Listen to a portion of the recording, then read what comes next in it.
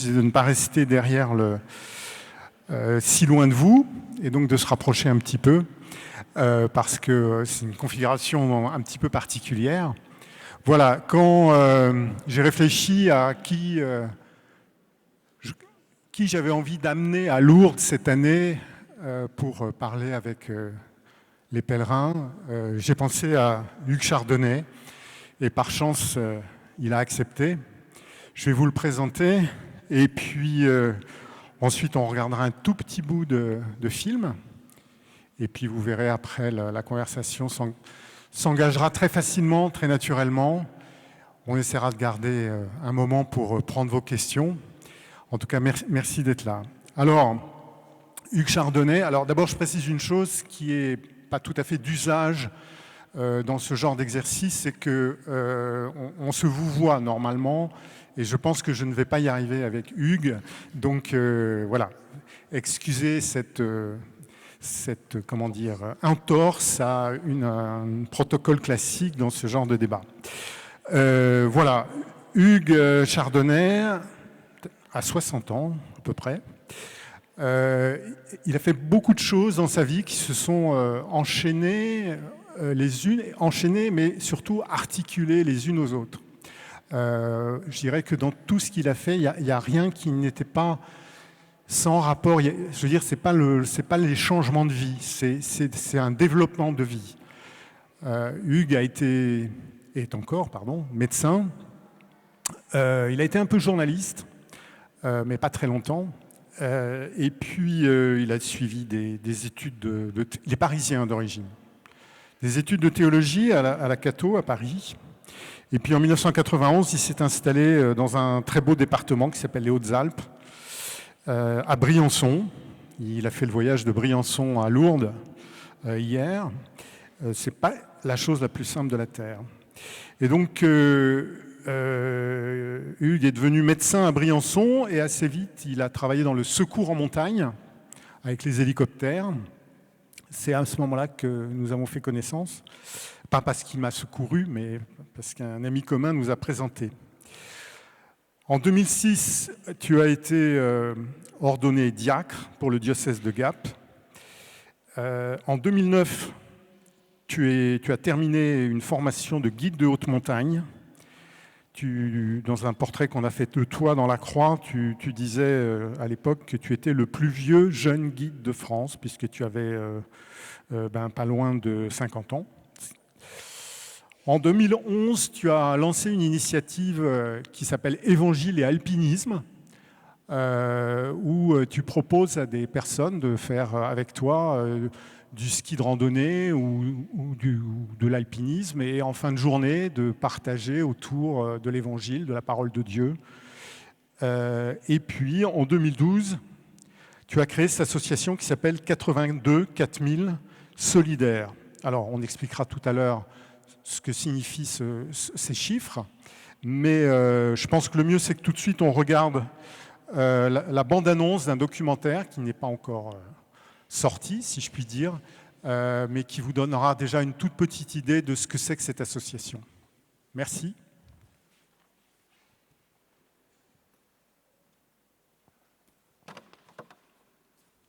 Alors, je ne sais pas s'il faut qu'on donne l'ordre à quelqu'un, s'il y a quelqu'un qui... Ça va venir. Oui, ça vient toujours. On va essayer de régler ça, mais donc 82 4000 solidaires, c'est peut-être bien pour même la compréhension de cette petite séquence, de savoir que c'est une association qui emmène en montagne des personnes du quart monde, des jeunes des banlieues, voilà, pour leur faire découvrir cet univers dont ils sont très éloignés. Et donc, voilà, donc je crois qu'on nous fait signe que c'est bon. Merci Lionel.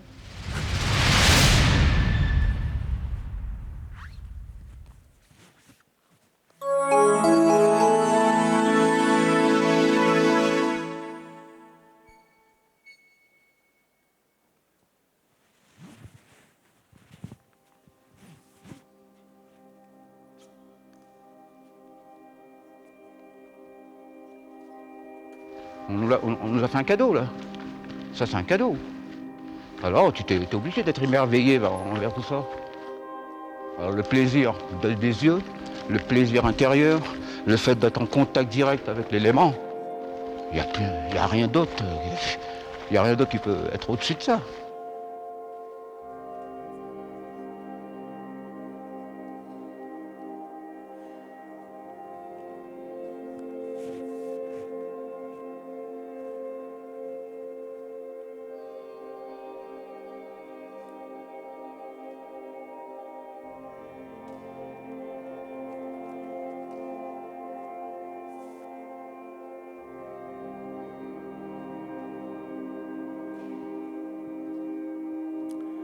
Voilà, c'est un tout petit apéritif par rapport à un film qui dure une demi-heure, qui sera, je crois, prêt au début du mois de septembre, qui sera présenté pour la première fois le 7 septembre aux Rencontres de la Montagne Partagée, une initiative qui a été lancée par Hugues et qui ça se tiendra à Lagrave, dans les Hautes-Alpes, au pied d'un sommet magnifique qui s'appelle la Meige.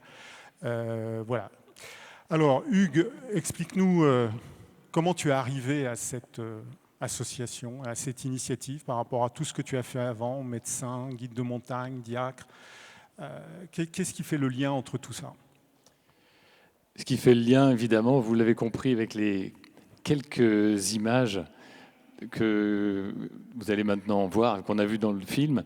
Ce qui fait le lien, bien sûr, c'est la montagne. La montagne, pour moi, ça a été l'aventure de ma vie, une des aventures de ma vie, pas la seule, bien sûr. Et c'est pour ça que Guillaume est à mes côtés, là, parce que les montagnards, vous savez, ils ont la réputation d'être des ours pas très bavards. Alors, Guillaume était très inquiet, il se dit, mais il ne va jamais réussir à tenir une heure. Alors, merci Guillaume de me soutenir et de m'aider à vous faire partager ce qui me passionne, ce qui nous passionne, nous les alpinistes, et qui est de se retrouver dans cet environnement d'un autre monde, on pourrait dire, extraordinaire, d'une beauté troublante le plus souvent. Et le premier souvenir de cette aventure en montagne qui pour moi dure depuis toute une vie, eh bien je l'ai vécu grâce à des gens généreux, ouverts, qui lorsque j'étais un minos qui connaissait rien à la montagne, parce que moi dans ma famille on avait plutôt l'habitude d'aller à la plage, j'ai été invité à aller avec eux en vacances parce que j'avais un copain de classe qui était leur fils.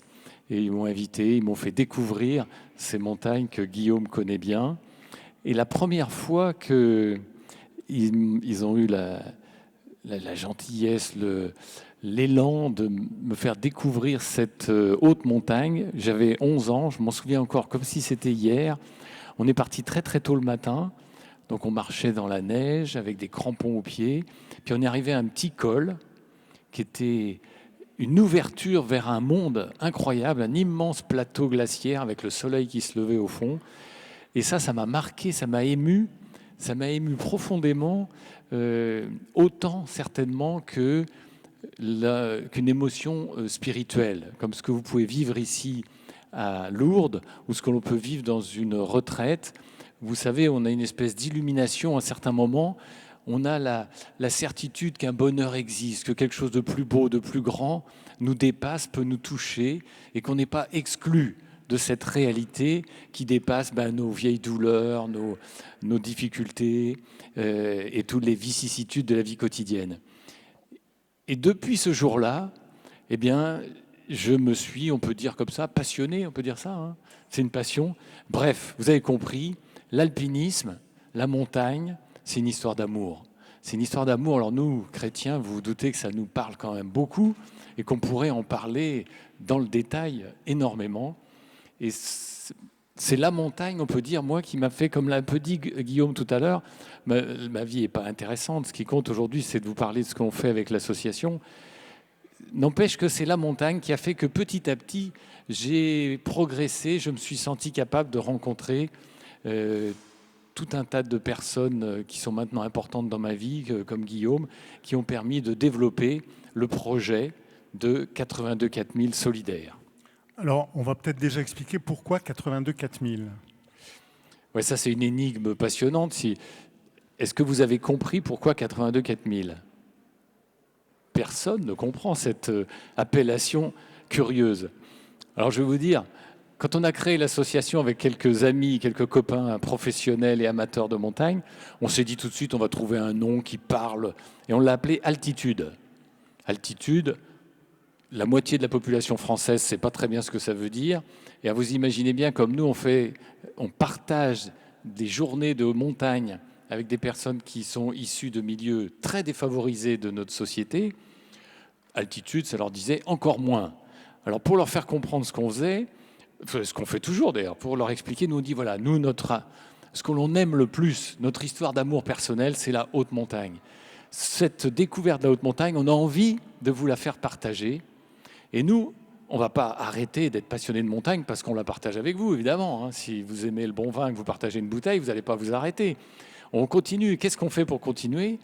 Eh bien, on parcourt, on continue pour notre plaisir et en même temps pour financer l'association, on continue à parcourir les plus beaux sommets des Alpes. Les plus beaux sommets des Alpes. Eh bien, les plus beaux sommets des Alpes, ce sont ceux, enfin, entre autres, mais ceux qui font rêver tous les alpinistes ou presque, ce sont ces sommets qui dépassent 4000 mètres d'altitude. Voilà, 4000 mètres, c'est une frontière mythique. Et il se trouve qu'on a fait la liste, un groupe d'alpinistes très officiel a fait la liste officielle de tous les 4000 des Alpes, des 3 pays qui ont la chance d'avoir des 4000, la France, la Suisse et l'Italie, et ça fait 82. Donc il y a 82 sommets de plus de 4000. Et le fait de partager la haute montagne, on s'est dit que ça, c'était l'image de l'alpiniste qui devient solidaire dans la mesure où il partage sa passion.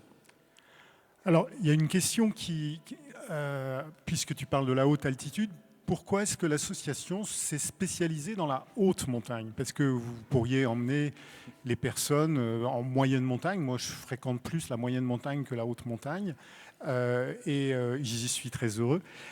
Pourquoi cette ambition, parce que j'ai quand même fait un peu de haute montagne, donc je sais ce que ça demande, cette ambition d'emmener ces personnes qui sont très très éloignées de l'univers de l'altitude, de les emmener justement en haute altitude? Alors, merci Guillaume de poser cette belle question. Ben, je vais commencer par leur dresser. Vous voulez bien ? Je me permets, monsieur le directeur. Nous n'emmenons pas des personnes en montagne. On n'emmène personne en montagne. On partage un projet de découverte de la montagne avec des personnes, ce qui est très très différent. C'est-à-dire que notre rêve, on essaye de vous le faire partager déjà à partir des photos, en vous disant que c'est possible, et on va monter un projet ensemble et on va y aller ensemble. Et ce que vous allez m'apporter dans votre façon d'aborder cet univers exceptionnel va me faire grandir autant que la montagne va vous faire grandir. Donc on partage une expérience d'altitude.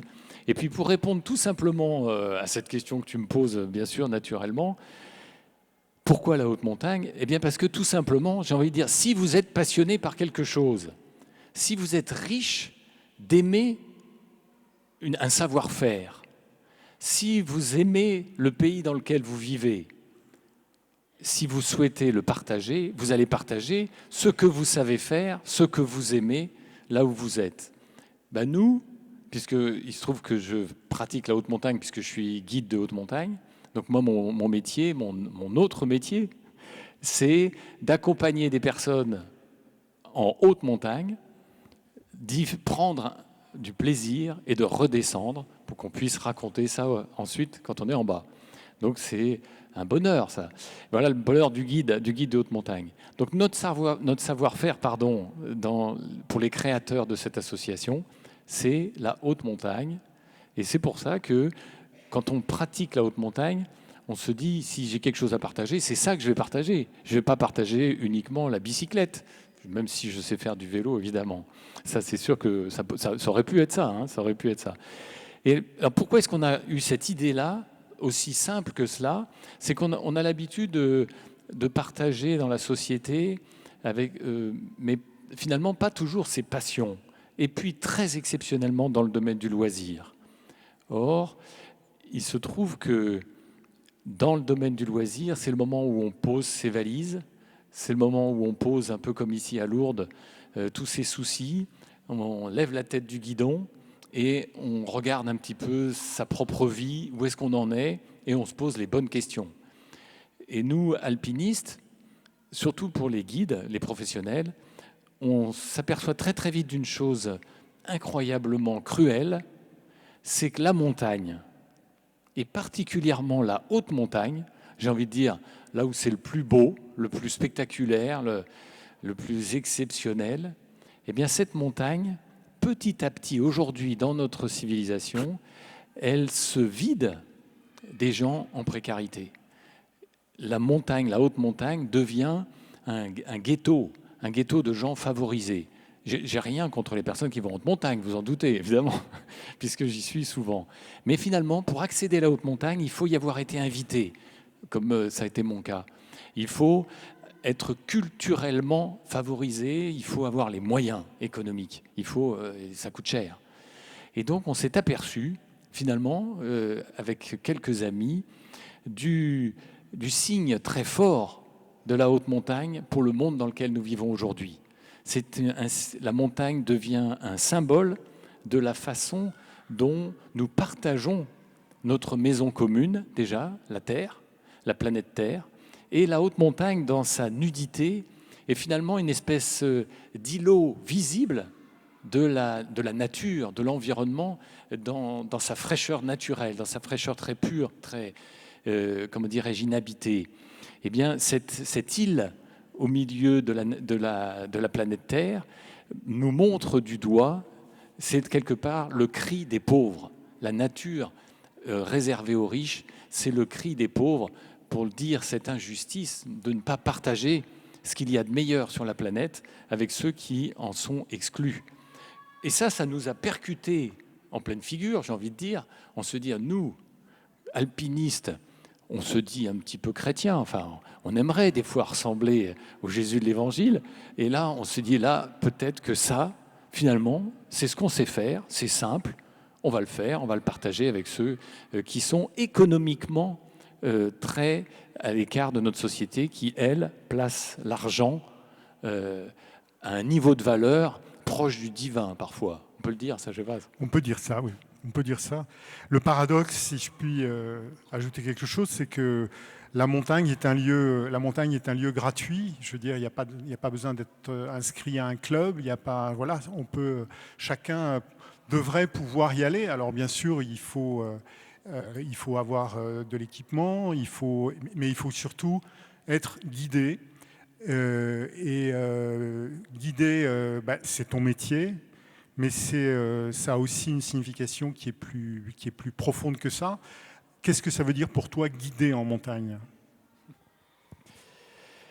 C'est vrai qu'on ne s'aperçoit pas, quand on fait de la montagne avec une personne, tout de suite, de la valeur extrêmement forte de ce que l'on est en train de vivre.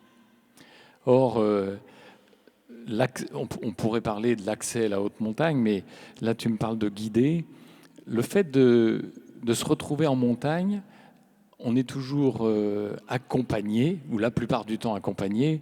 Vous savez qu'il est de tradition de dire que c'est dangereux d'aller tout seul en montagne. Bon, c'est pas tout à fait vrai, mais bon, je vais pas amener la polémique à ce niveau-là.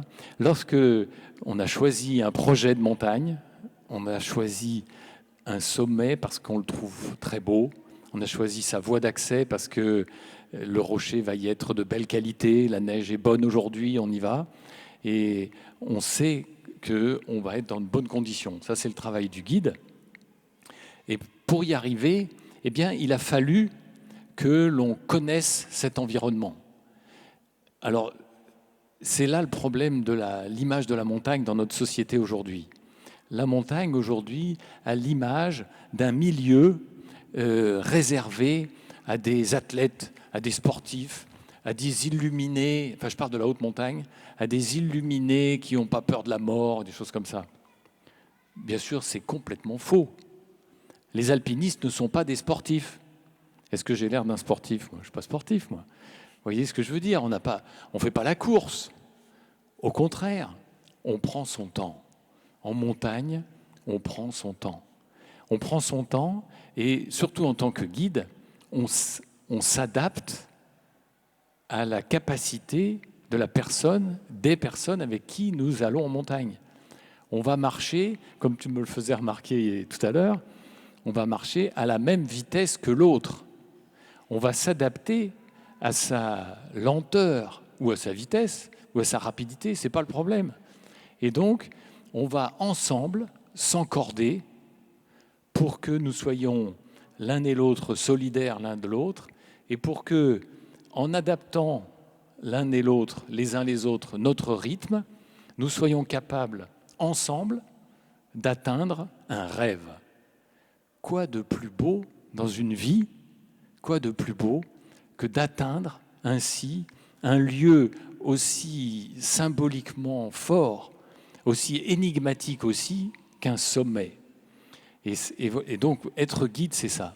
C'est trouver ce cheminement humain et technique, donc avoir la culture à la fois humaine et technique pour atteindre un sommet qui nous paraîtrait visiblement inaccessible, parce que quand on passe dans les vallées, si ça vous est arrivé, on regarde beaucoup les sommets et on sait très bien qu'on n'y passe pas souvent.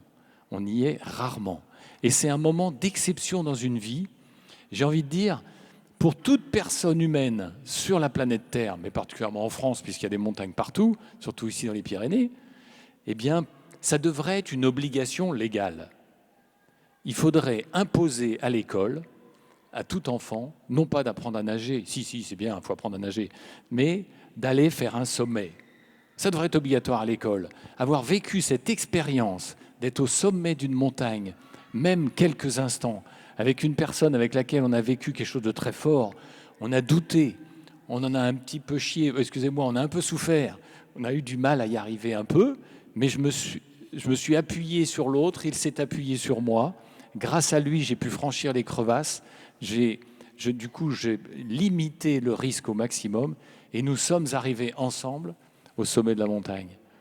Un bonheur inouï qui va éclairer, illuminer toute une vie. Chaque sommet est un moment unique, une acmé, un moment privilégié qu'on va retenir. Et même nous, les guides qui faisons des sommets assez souvent, il n'y a pas un seul sommet qui soit anonyme. Et c'est toujours un moment très très fort, émouvant, où on a envie de se prendre dans les bras, de pleurer même des fois. Voilà donc l'importance du guide. Vous voyez bien, à travers les quelques mots que je dis, que ça dépasse largement le fait de guider, le simple fait de dire, comme quand on prend le métro, on va aller de telle station à telle station. Oui, tu as dit, j'ai retrouvé une phrase de toi où tu dis que c'est une des expériences les plus structurantes qu'on peut faire dans sa vie. Tu vas jusque-là.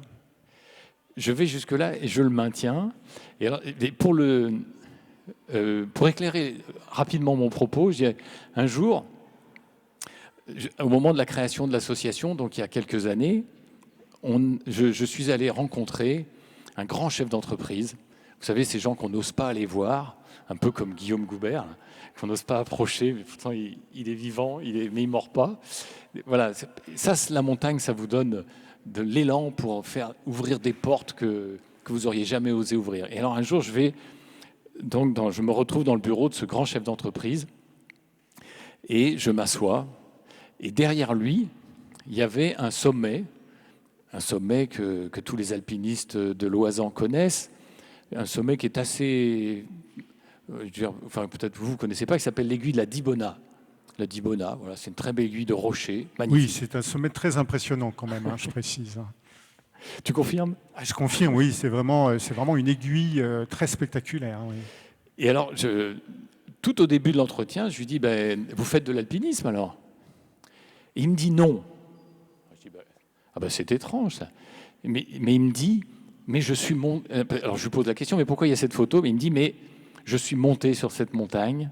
C'est un monsieur qui a une 60aine d'années aussi. Et il avait fait le sommet de la Dibona à 18 ans, parce que ses parents lui avaient offert l'ascension de la Dibona avec un guide. Et il m'a confié, il m'a dit, voilà, cette photo, elle est là. Vous pouvez comprendre pourquoi je l'ai mise là. C'est cette photo-là qui m'a rattaché à la vie.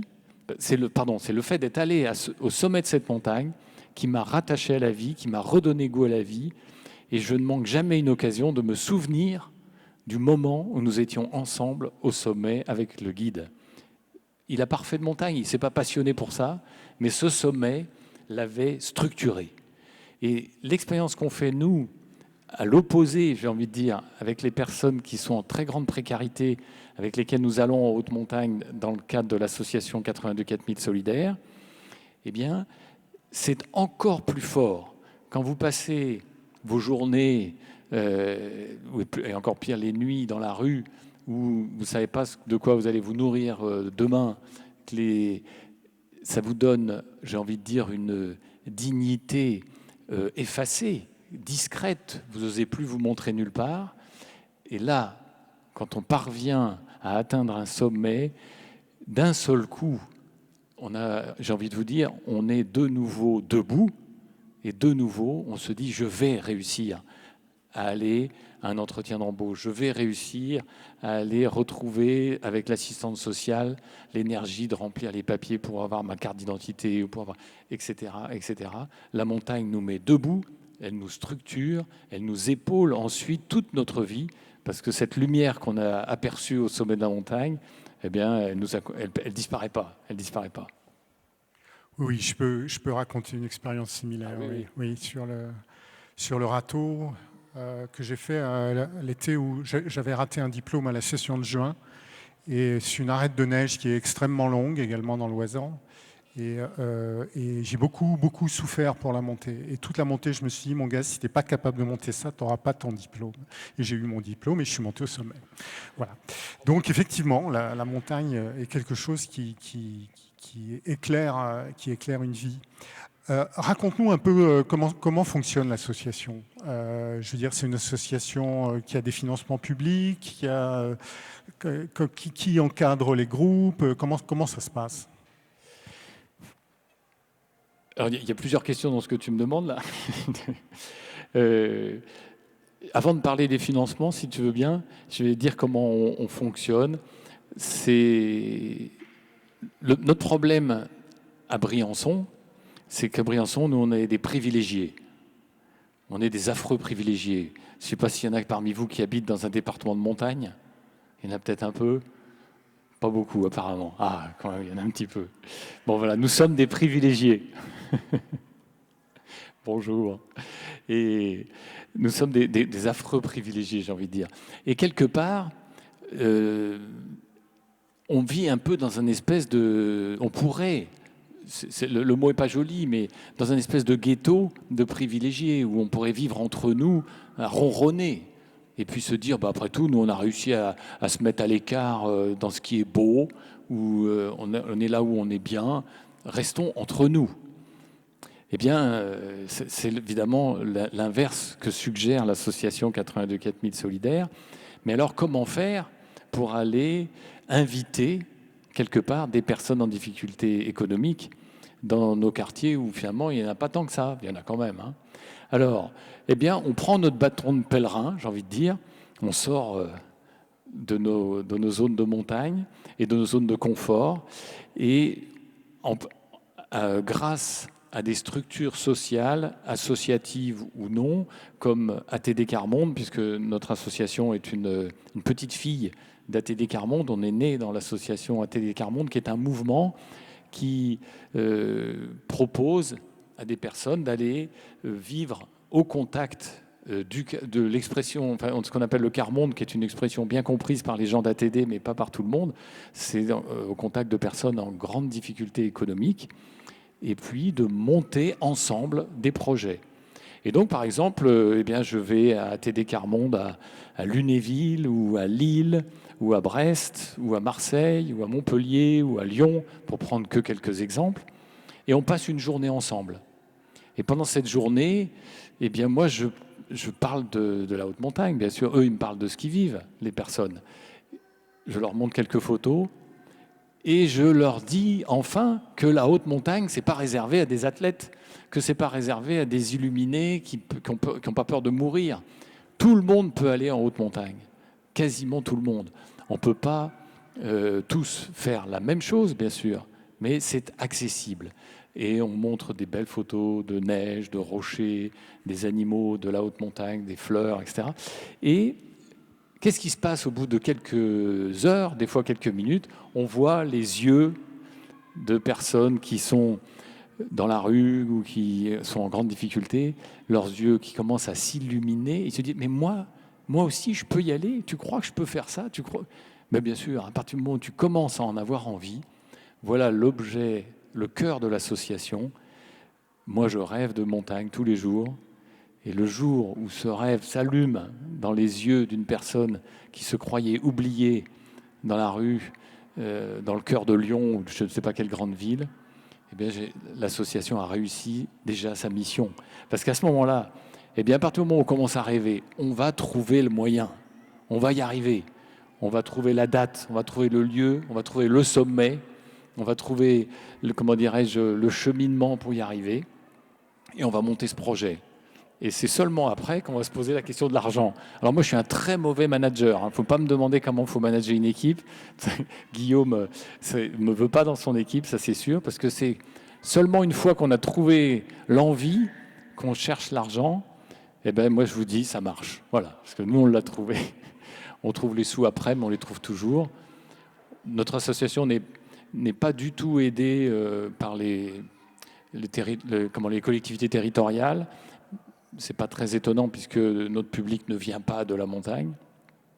On est aidé beaucoup par des donateurs privés très discrets et puis par quelques mécènes, voilà. Donc à qui on parle de montagne et que ça touche. Et les encadrants, ceux qui accompagnent le groupe, ils sont bénévoles?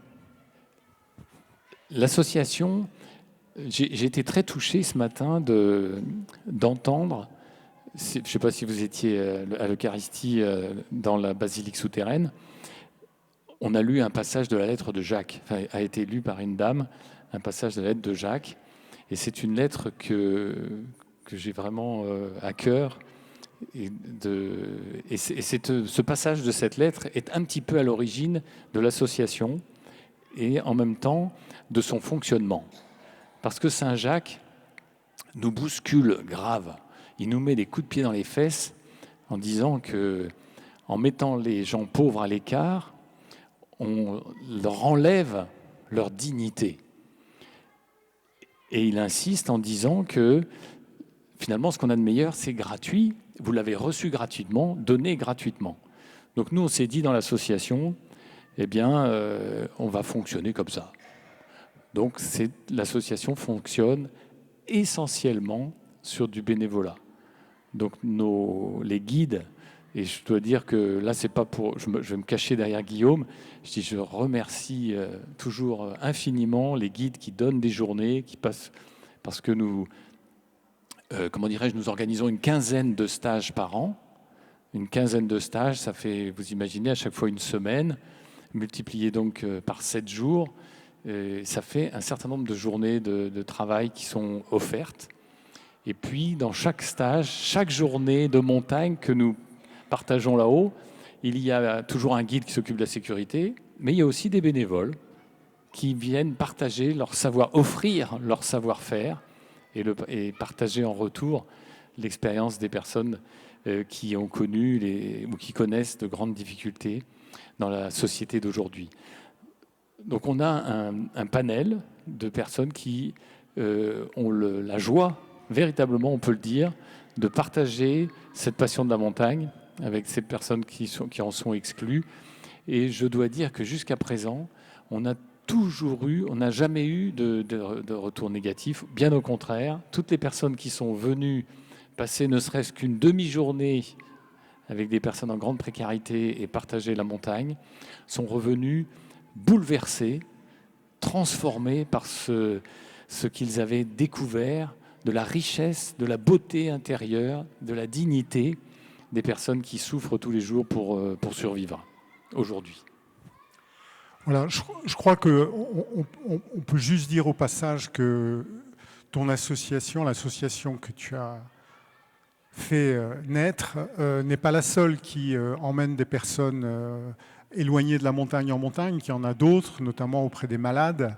Il y a une association qui a été fondée par une très célèbre guide, rappelle-moi son nom, j'ai un trou tout de suite, à chacun son Everest. Christine Janin.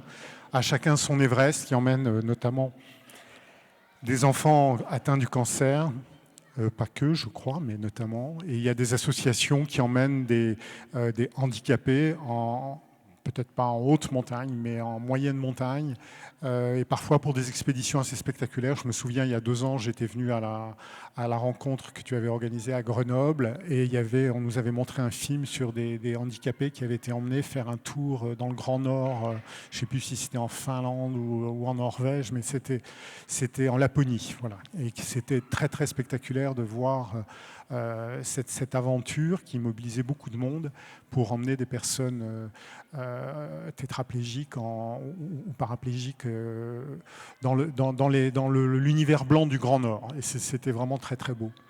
Donc voilà, il y a quand même un certain nombre d'associations qui, heureusement, font découvrir cet univers de l'altitude. Et je le répète, moi je suis plutôt dans des altitudes un peu moins élevées que celles de Hugues en général. Et c'est vraiment un univers où on est bien. Je voudrais savoir quel lien tu fais ou comment cette activité de montagne que tu as, que ce soit comme guide classique ou comme guide accompagnant l'association, entre ça et ton engagement de chrétien. Le fait que tu es diacre, le fait que pour toi, l'Évangile et le Christ sont des références très importantes dans ta vie. Quel lien tu fais entre les deux ? C'est une question brute comme ça, là. À votre avis, est-ce qu'il y a un lien ? C'est une bonne question, ça. Alors, quand on me pose cette question, en général, je dis, dans une vie, c'est un peu comme quand on construit un mur. En général, on voit les pierres. On voit bien les pierres, mais on ne voit pas le ciment. Et pourtant, s'il n'y a pas de ciment, la maison va s'écrouler. Et j'ai envie de dire, moi, ce qui a structuré toute ma vie, effectivement, c'est cette chance d'avoir découvert l'Évangile, la bonne nouvelle et l'amitié avec le Christ, cette amitié qui, dont on est plus souvent infidèle, enfin dont je suis plus souvent infidèle que lui me l'est, parce que vous connaissez l'histoire sur la plage brésilienne, vous savez, les traces sur la plage. Bon, c'est plus souvent le Christ qui me porte que l'inverse. Et donc oui, pour moi, cette certitude que l'amour l'emporte sur tout sur la planète, c'est vraiment ce qui a fait le ciment de ma vie, de mes choix. Et même si c'est pas très intéressant de le dire, je le dis quand même. Et c'est vraiment ce qui m'a orienté. Et en particulier, ce qui nous a poussé, parce que je suis pas seul à avoir créé cette association, à créer 82 4000 solidaires il y a quelques années. Ce ciment, on peut dire qu'il fusionne de façon chaleureuse avec la montagne, parce que, comme je l'ai dit, je crois, en commençant les propos ici, la montagne dit vraiment quelque chose de très très fort de ce que l'on vit sur la terre, même si on vit dans la plaine, au bord de la mer ou ailleurs. Parce que lorsque l'on devient un passionné de montagne, quelque part, c'est comme la partie émergée d'un iceberg. On voit ce qui nous fait vivre, on voit ce qui nous met en route, on voit le moteur principal de l'action, enfin pour moi, ce qui est le moteur principal de l'action sur la planète Terre, ce qui a motivé que vous soyez là aujourd'hui, je crois, c'est l'amour, c'est le fait d'aimer. Et en montagne, c'est spectaculaire. Quand quelqu'un se met à aimer la montagne, c'est très surprenant. C'est comme lorsque 2 jeunes amoureux se sont rencontrés. Ils n'ont plus qu'une envie, c'est de se retrouver et tous les jours. Eh bien, la montagne, c'est un petit peu pareil. Et le cadeau que nous a fait l'association, c'est de s'apercevoir que même quand dans les publics qui sont très éloignés de la montagne, avec qui on fait cette découverte, eh bien, un certain nombre d'entre elles et d'entre eux ont qu'une envie, c'est de revenir. Et on se dit, là, c'est vraiment un cadeau de la nature, un cadeau de la montagne qui nous est fait de rendre visible cette passion qu'il y a au cœur des êtres humains. Et pour moi, cette passion de la montagne exprime quelque chose d'une réalité qui nous dépasse complètement, qui est une présence surnaturelle qui nous met debout, qui nous met en route, qui nous donne de la joie. Et pour moi, ça, c'est le cadeau du Père que le Christ nous a invités à découvrir par notre façon de vivre, en nous mettant en route. Voilà, donc oui, il y a un lien. Tu faisais tout à l'heure, quand on préparait cette rencontre, tu faisais la remarque dont en tout cas moi, je ne sais pas très bien quelle conclusion en tirer, c'est que beaucoup des grands sanctuaires comme Lourdes sont nés à la même époque où a commencé à se développer l'alpinisme, au moment où les hommes ont commencé à s'aventurer dans cet univers que jusque-là, ils fuyaient, il faut bien le dire. Et il y a eu cette aspiration à monter plus haut, par ses propres forces, par ses propres jambes, à s'élever au-dessus de soi-même. Et cette aventure humaine qui a commencé au XIXe siècle coïncide avec la naissance des grands sanctuaires. Alors, je ne suis pas un chercheur dans le domaine, il faudrait poser la question à des chercheurs, mais c'est vrai qu'on s'est fait cette remarque avec Guillaume tout à l'heure, qu'il y a un synchronisme étrange entre la naissance de l'alpinisme, donc les années 1850 à 1900, on va dire, les pionniers de l'alpinisme avec les Whymper, Coolidge et autres. Et beaucoup d'anglais, il faut bien le dire. Oui, beaucoup d'anglais. Et comment dirais-je, les apparitions à Lourdes. Donc 1860, je vais dire une bêtise. 58 ? 58, voilà, merci. Heureusement qu'il y a des savants ici et des savantes. Et moi, je le rapprocherais vraiment, je ferai un parallèle qui, à mon avis, nous touche beaucoup aujourd'hui. Et je pense qu'on peut peut-être en tirer une leçon. C'est que c'est une période, vous savez, où l'industrialisation dans la société est devenue extrêmement forte et où donc, comme nous le dit d'ailleurs Saint Jacques dans sa lettre, eh bien, il y a une exploitation des riches, oui, que je ne dise pas l'inverse, des pauvres par les riches, des riches. Et c'est, comme Saint Jacques dit, et pourtant, vous honorez les riches, et pourtant, ce sont eux qui vous traînent devant les tribunaux. Alors, c'est le tribunal humain de la réussite sociale. Donc, c'était cette descente aux enfers pour une grande partie de la population qui avait quitté la campagne. Et aujourd'hui, ça prend une autre figure. C'est cette figure de la spiritualisation, j'ai envie de dire, de l'argent qui dessèche quelque part un certain nombre de nos contemporains qui font qu'on n'a plus d'autre valeur que de simplement sa propre réussite dans ce qu'à une époque on appelait un individualisme, mais qui dépasse même aujourd'hui, je crois, cette question de l'individualisme. Donc on est vraiment dans une perte complète de sens en dehors de son nombril. Et c'est intéressant de voir que cette efflorescence spirituelle, ici à Lourdes, est née en même temps que le besoin pour des gens comme ces riches Anglais d'aller se mettre au contact de la nature brute, de la haute montagne. Et j'ai envie de dire, aujourd'hui, avec 82 4000 solidaires, on a envie de dire à toute la planète, venez découvrir les espaces naturels incroyables que sont la montagne et la haute montagne.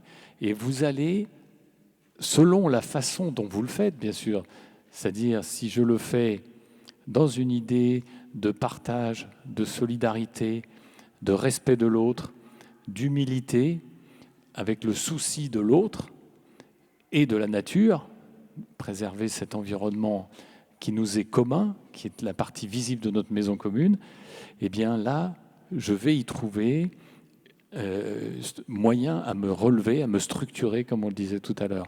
Quelque part, la montagne est éducatrice. La montagne est éducatrice au sens où elle nous apprend quelque chose de nous-mêmes et même de notre transcendance. Est-ce que tu as connu des échecs? Est-ce que vous avez connu dans le cadre de l'association des échecs, des personnes ou des groupes avec lesquels ça n'a pas été? Et quelle conclusion tu en as tiré pour la suite? Alors, je vais très rapidement, parce qu'on a eu très très peu d'échecs. Ça, c'est une bonne chose. On a un échec, on va dire. Tout à l'heure, ici, il y avait des jeunes là, qui étaient là. C'est toujours un bonheur de voir des jeunes alpinistes. Mais l'alpinisme, la haute montagne, ça passe quand même pas très bien avec les préadolescents. Bon, alors ça, donc, souvent on nous dit, vos jeunes. Alors je dis, nous, nos plus beaux souvenirs, c'est avec des gens de 50 ans. Hein. Bon. Mais on a fait de l'alpinisme avec des gens très très jeunes aussi. Mais c'est vrai qu'avec les moins de 13 ans, c'est quand même très difficile. Et puis, puisque tu me demandes un échec, on en a un retentissant, avec une personne, qui s'appelle, son prénom, il s'appelle Noël. C'est une personne qui est en grande précarité, qui vit dans le département de 95, au nord de Paris, qui vit il vit dehors, hein, mais dans un endroit très difficile. C'est dans une communauté manouche. Et c'est donc une personne qui, depuis son plus jeune âge, a toujours été stigmatisée, y compris dans sa famille, à l'école. Il n'a pas de papier parce que quand on va demander des papiers, qu'on est né de la communauté manouche et qu'on ne sait pas écrire, pas lire, c'est pas possible, ça, on n'y arrive pas. Il n'a pas le droit de rentrer dans le supermarché d'à côté parce que, vu la tête qu'il a, il ne peut pas rentrer. Et donc, on est allé à la Grave avec lui. Vous connaissez la Grave? Là, ici, il y a des gens qui connaissent la Grave. À la Grave, on se dit tout le monde peut aller à la Grave. Il y a un téléphérique qui vous prend, qui vous emmène au sommet, et puis vous marchez sur le glacier. On est arrivé avec le groupe, on avait 12 personnes, il y avait Noël dans ce groupe. Et on est rentré dans la gare du téléphérique. Vous n'allez pas me croire. Hein. Et puis là, Noël, il a regardé le truc. C'était aussi joli que ce machin-là. Là. Il y a des câbles. Et puis il a compris que la cabine du téléphérique était accrochée au câble. Normal, hein? Alors ça, que ça fasse peur à tout le monde, c'est normal. Là, il nous a dit, non mais là, vous voulez me tuer. Il est ressorti. Il dit, non, je dis, tu rigoles, Noël. Eh bien, on va boire un petit canon, puis on va y aller. Le groupe part, on va boire un verre avec Noël. Il n'a pas voulu monter dans la cabine. Il n'a pas confiance. Et ça a été notre plus gros échec, qu'un homme n'arrive pas, malgré toute l'équipe, tous les guides qui étaient là, n'a pas eu l'énergie, je veux dire, pour faire confiance le temps de la montée dans le téléphérique. Donc ça, c'est notre plus gros échec. Et on a réessayé 2 jours après. Hein. Il a fait de l'escalade, il a fait de la Via Ferrata, il a marché dans la montagne, il est monté au refuge. Il n'a pas voulu prendre le téléphérique. C'est vrai qu'il est un peu inquiétant, le téléphérique de la Grave. Mais moi-même, je ne m'y sens pas forcément tout à fait bien. Mais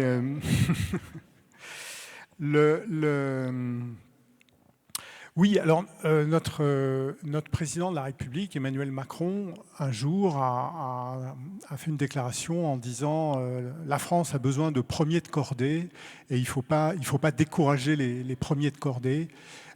Comment tu as ressenti cette phrase, toi ? Sachant que tu es premier de cordée. Quand tu es en montagne, c'est ton rôle. Et dernier de cordée à la descente. Mais ton rôle est précisément d'être le premier de cordée, celui qui emmène les autres.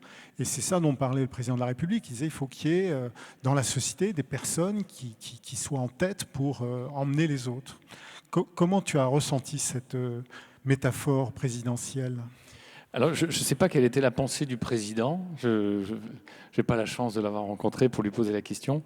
Mais j'ai été interpellé par plusieurs personnes parce que quelques semaines avant, j'avais fait un petit papier sur l'éloge de la cordée.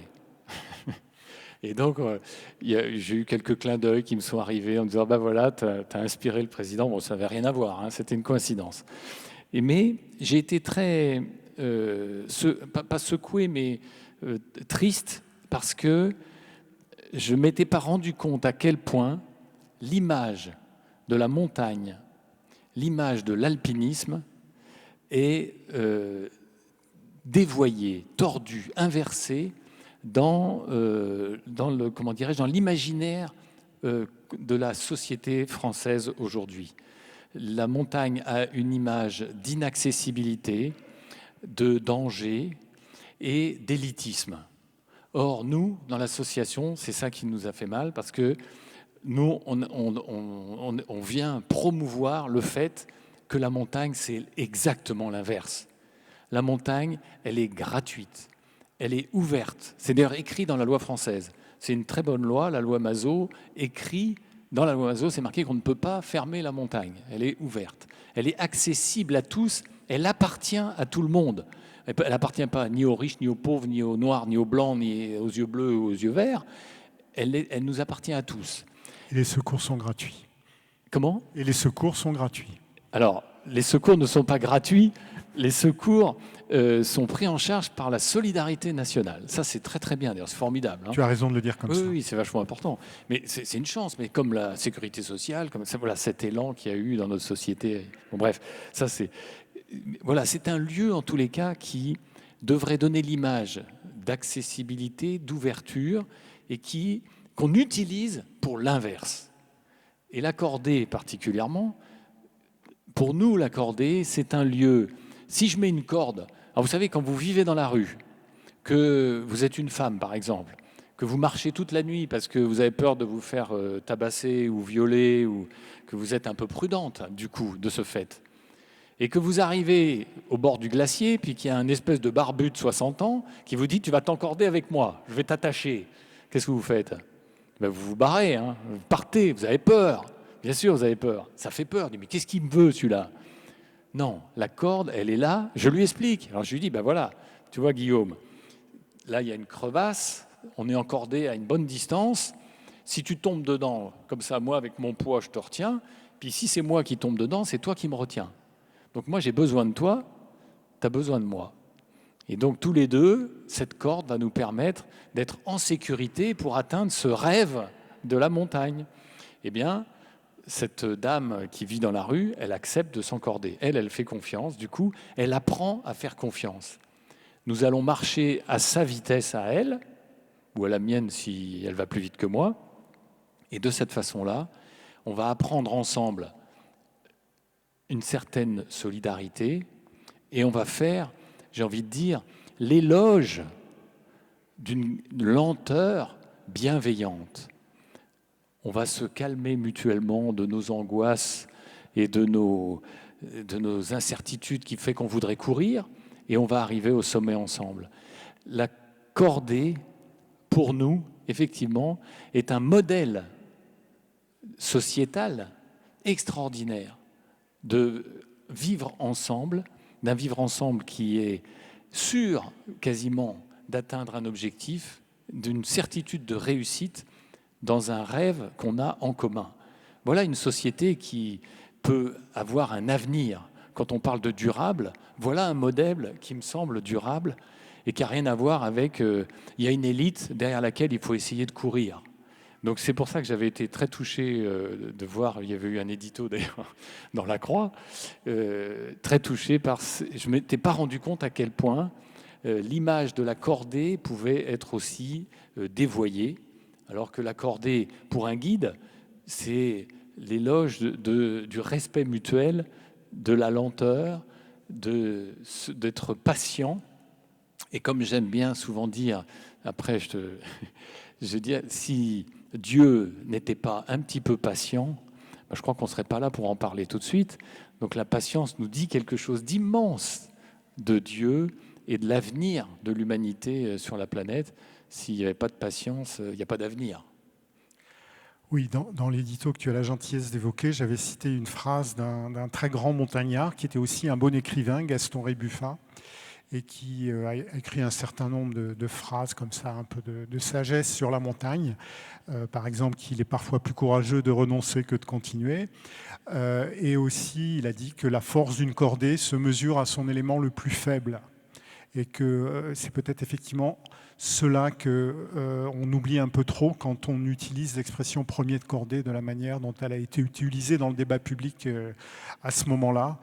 Et que j'en profite pour dire, tu y as fait allusion tout à l'heure, qu'une chose que j'admire beaucoup chez les guides, c'est leur capacité à se régler sur le pas de son client ou de la personne qui l'accompagne, qui n'est pas forcément un client, juste en rajoutant un tout petit peu en plus, un rien en plus, le petit rythme supplémentaire que le client ne sait pas pouvoir accomplir, et c'est le guide qui lui permet, en allant juste un tout petit peu plus vite, ou un tout petit peu plus régulièrement, lui permet d'avancer. Et ça, moi, j'ai toujours beaucoup admiré chez les guides, cette capacité à régler non seulement à régler leur pas sur celui qu'ils accompagnent, mais en y apportant un tout petit bonus. Et ça, moi, je suis toujours beaucoup de gratitude pour les guides pour ça.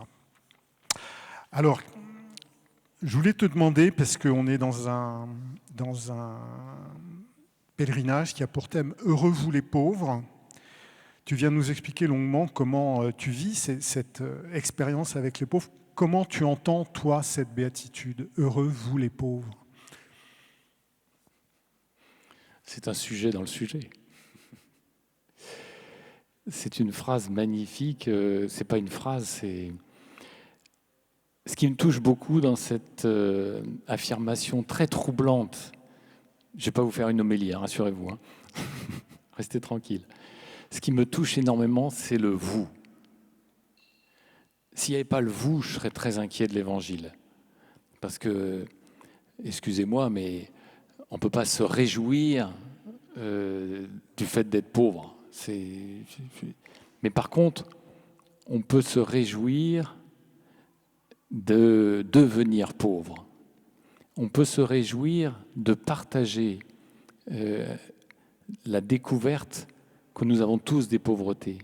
On peut se réjouir effectivement à ce moment-là de l'ensemble vivre que cela sous-tend très rapidement. Et j'ai été très touché de la diversité de population. Ça faisait 15 ans que je n'étais pas venu à Lourdes, je l'avoue. J'étais venu sur un pèlerinage de jeunes il y a 15 ans et depuis, je n'étais pas revenu.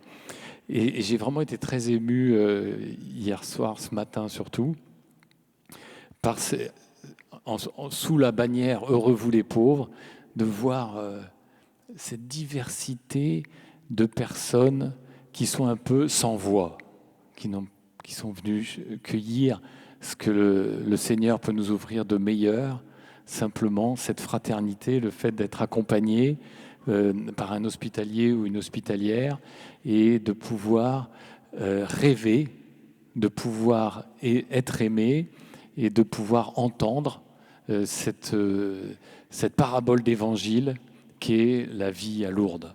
Donc oui, ce vous devient pour moi un nous au sens d'une humanité qui a un avenir si elle n'oublie personne, et en particulier si elle met en valeur la dignité de ceux qui sont, en apparence au moins, les plus démunis ou ceux qui sont mis de côté. Il n'y a que comme ça que à la fois notre Église, mais en même temps notre humanité a de l'avenir.